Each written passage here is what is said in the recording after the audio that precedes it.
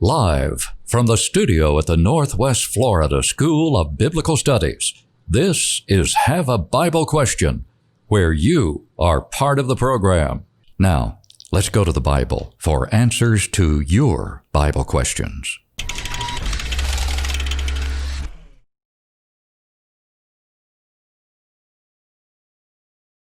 I think one of our responsibilities, and I know that you guys do this too, but I try my best when I'm studying with somebody to put myself in their shoes. Mm-hmm, mm-hmm. You know, why are they seeing it this way?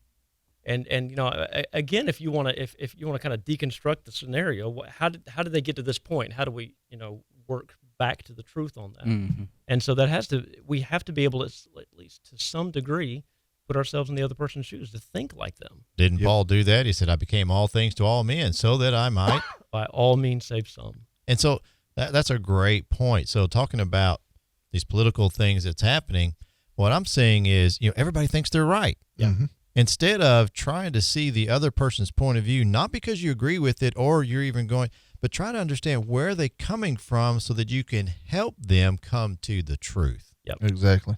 You know, I used this on a post today, and I very seldom, probably this is the first one in a long time that I've shared, but I shared a political post today, and it was the idea of, you know, I just want to slip this into the echo chamber, because that's kind of what's happening, and I think really what's happened is, okay, you know when the disciples in Luke 9, Jesus tells them that he's going to Jerusalem to die, and their immediate response is, right hand or left? You know, where am I going? It went in one ear and out the other because there was no frame of reference in their mind. When the Messiah goes to Jerusalem, he begins his reign. That's the way that it's supposed to happen. Right. So this whole thing about going and dying, there's no frame of reference. You remember a couple of years ago the infamous blue dress? Yes. Okay, what was that? I think one of the scientific possibilities of that is that the brain, you know, goes through a couple of steps and to try to figure out the color. And so the first one that it says that it is, that's what you see. You know, you're kind of locked into that. Mm-hmm. I've had people read Mark 16:16 in Bible studies, and I'll just ask them, what does this say you need to do in order to be saved?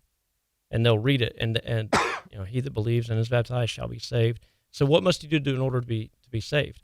Accept Jesus into my heart. Okay, read it again. They've had to read it 3 or 4 times. I've had that happen too in Acts 2:38. Yeah. So whatever the earliest answer or explanation that they had to something is probably the one. It's been with them the longest. Mm-hmm.